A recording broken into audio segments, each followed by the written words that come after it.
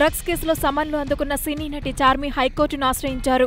SIT విచారణ తీరుపై ఆమె హైకోర్టులో పిటిషన్ వేశారు.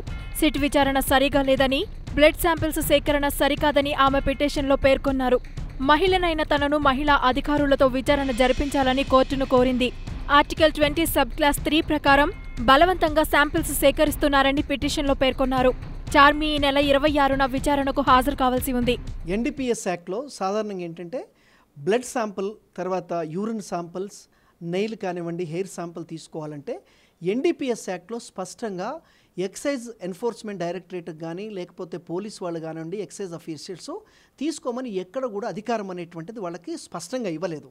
కానీ ఈ ఎన్డీపీఎస్ యాక్ట్లో ఏంటంటే only code of criminal procedure ప్రకారం మాత్రమే, అంటే కోడ్ ఆఫ్ క్రిమినల్ ప్రొసీజర్ అనేటువంటిది ముఖ్యంగా ప్రతి క్రిమినల్ కేసెస్కి సంబంధించి ఏ ప్రొసీజర్ ఫాలో కావాలి ఇన్వెస్టిగేషన్ ఆఫీసర్ అనేది స్పష్టంగా చెప్పబడి ఉంది.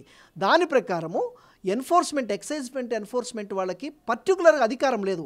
ఓన్లీ కోడ్ ఆఫ్ క్రిమినల్ ప్రొసీజర్లో సిఆర్పిసిలో ఇచ్చినటువంటి అధికారాలు ఏంటంటే ఎక్సైజ్ ఎన్ఫోర్స్మెంట్కి కానివ్వండి, ఎక్సైజ్ అధికారులు కానివ్వండి, సంబంధించినటువంటి designated officers section 67 of NDPS act ప్రకారము కేవలం వాళ్ళు అరెస్టు చేసిన తర్వాత మాత్రమే బ్లడ్ శాంపిల్స్ కానివ్వండి, లేకపోతే హ్యాండ్ రైటింగ్ ఎక్స్పర్ట్, తర్వాత స్పెసిమెన్ సిగ్నేచర్స్, ఇవన్నీ కూడా సిఆర్పిసి చెప్తుందంటే ఒక వ్యక్తి సస్పెక్ట్ కానివ్వండి లేదా అతను సస్పెక్ట్ మీద తీసుకునేటువంటి అధికారం అయితే వాళ్ళకి లేదు.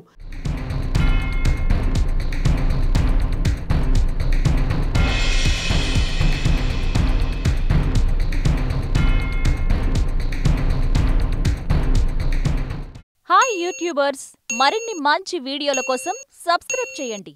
దాంతోపాటే బెల్ ఐకాన్ పై క్లిక్ చేయండి.